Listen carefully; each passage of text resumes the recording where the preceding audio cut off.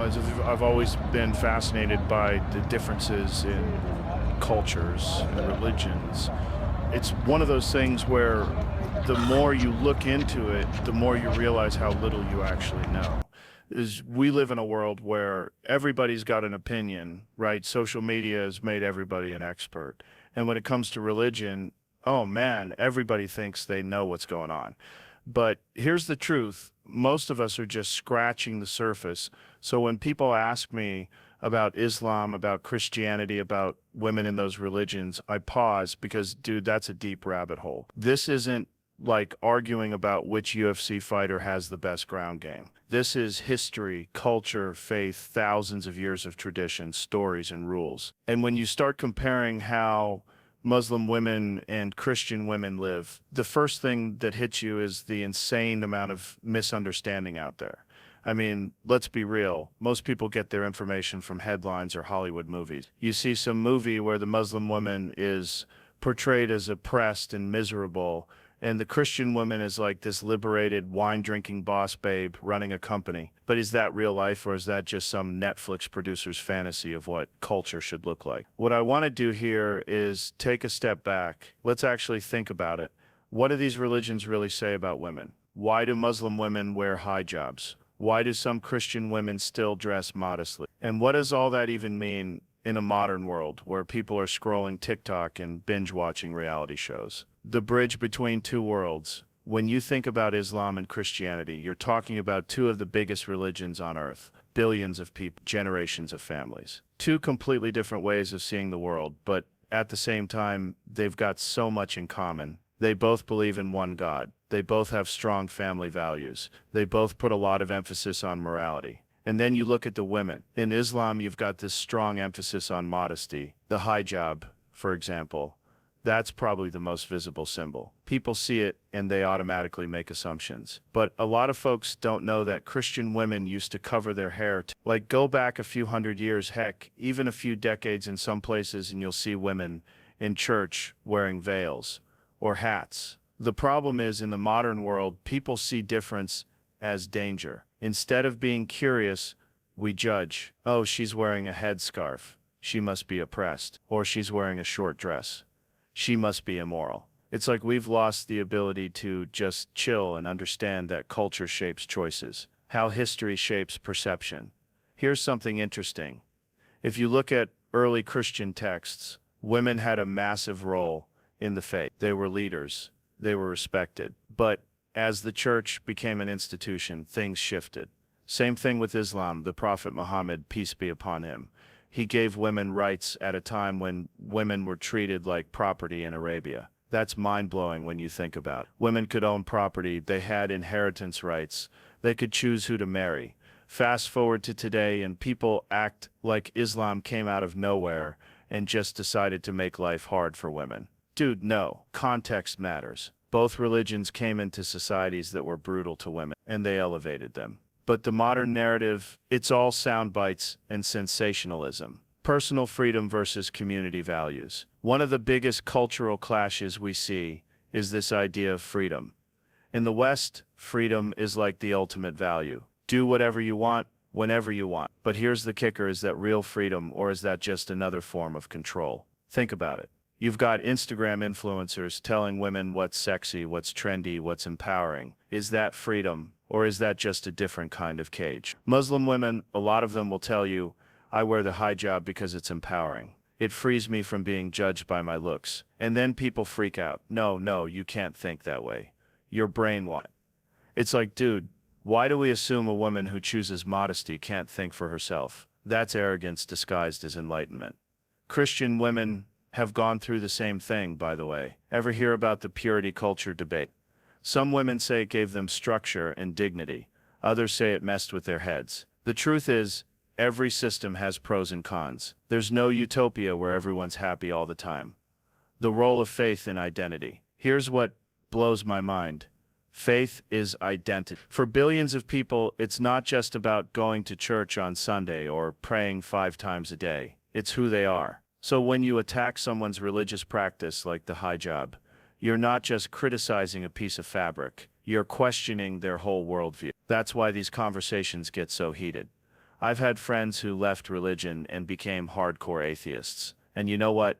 They're still looking for meaning. They meditate, they do yoga, they read self-help books. Why? Because humans need something bigger than themselves. Religion gave that to people for thousands of years. And for women, religion often provided protection, dignity, and community.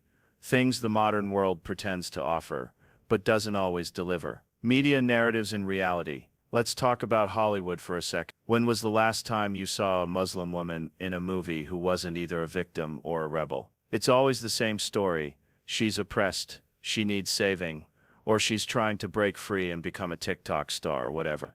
Dude, there are millions of Muslim women who are doctors, engineers, artists, and they wear hijabs because they want to. Why isn't that in the movies?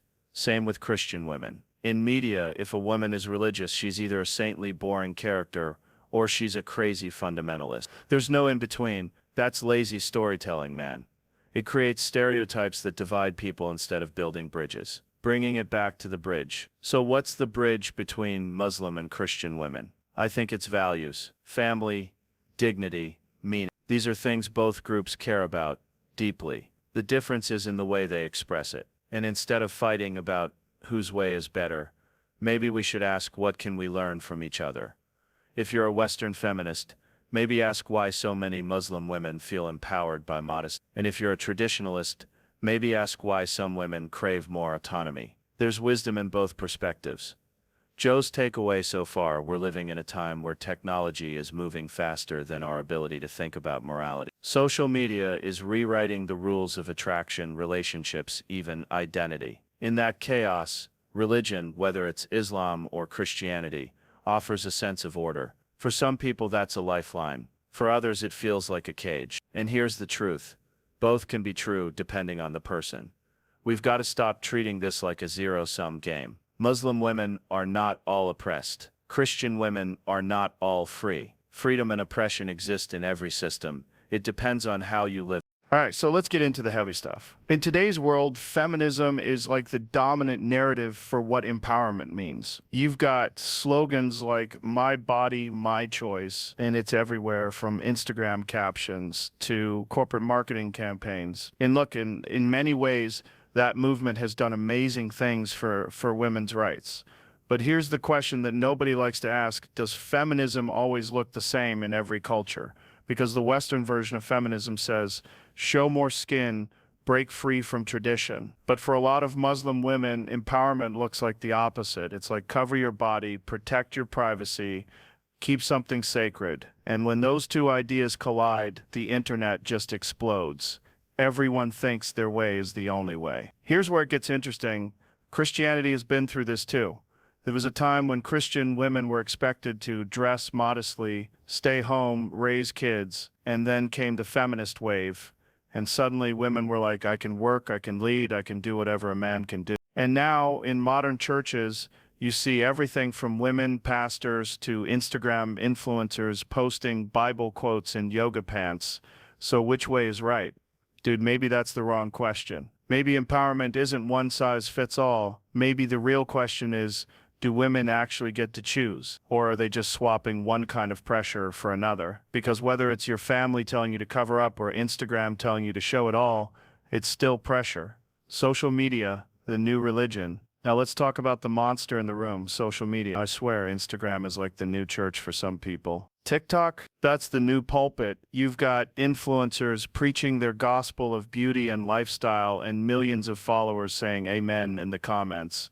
For women, this is a whole new battlefield. You've got Muslim women on TikTok doing hijab tutorials and people in the comments calling them oppressed or brainwashed. Then you've got Christian women posting modest fashion tips and other people calling them old-fashioned or submissive. It's like you can't win, someone's always mad. And let's be real, social media is all about validation. Likes, shares, comments, that stuff is addictive. So even when someone says, I'm doing this for me, are they really, or are they doing it for that dopamine hit when strangers approve of their choices? That's the scary part, because at least with religion, there's a structure, there's meaning. Social media, it's just chaos dressed up as freedom.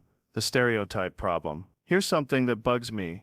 The stereotype. In the West, the stereotype of the Muslim woman is that she's oppressed, silent, waiting for someone to save her. Meanwhile, the stereotype of the Christian woman is either a Stepford wife or some ultra-conservative homeschool mom with 10 kids. Neither of those pictures is real. I've met Muslim women who are CEOs, athletes, fighters, straight-up badasses, and they'll tell you, the hijab is part of my identity, it's my choice. But that doesn't fit the narrative, so people ignore. On the flip side, I've met Christian women who are scientists, entrepreneurs, totally progressive, and people are shocked because they assume religion equals ignorance. It's like, why can't we just let people be complex? Why does everything have to fit into these neat little boxes? Humans are messy, man. Cultures are messy, and that's okay.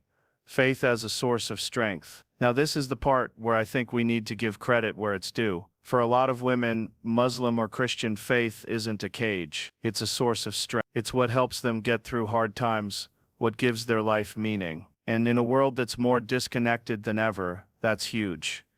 Think about it. Anxiety, depression, loneliness, they're at record high.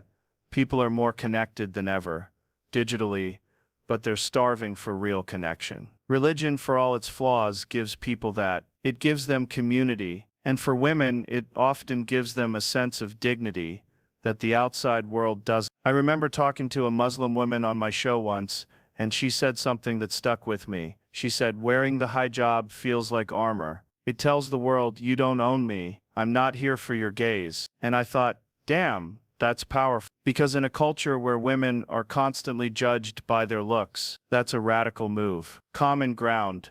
What brings these worlds together? So here's the bridge. Despite all the noise, despite all the differences, Muslim and Christian women have more in common than people realize. They care about family. They want respect. They're looking for meaning in a world that's obsessed with superficial stuff. And honestly, most of them just want the freedom to live their values without being shamed for it. The problem is the loudest voices on the internet are usually the most extreme. You've got hardcore secular feminists screaming on one side and ultra-conservative traditionalists screaming on the other. And in the middle, you've got billions of women just trying to live their lives in peace.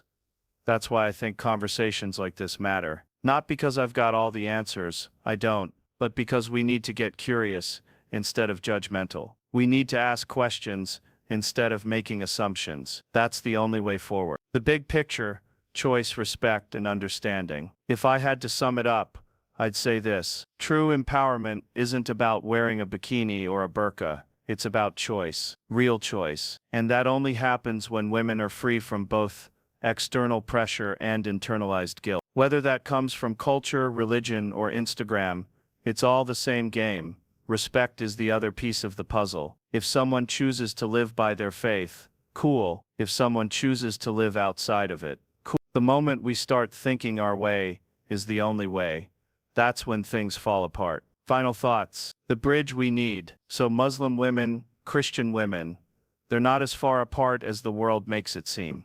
In fact, they're both holding on to something the modern world desperately needs. Values. Not rules, not restrictions, values. Things like family, honor, dignity, purpose. These are things that give life meaning, and maybe that's the lesson for all of us. Stop fighting about the symbols, the clothes, the labels. Start looking at the deeper stuff, because if we can build a bridge there between faith and freedom, tradition and progress, maybe we'll all be better.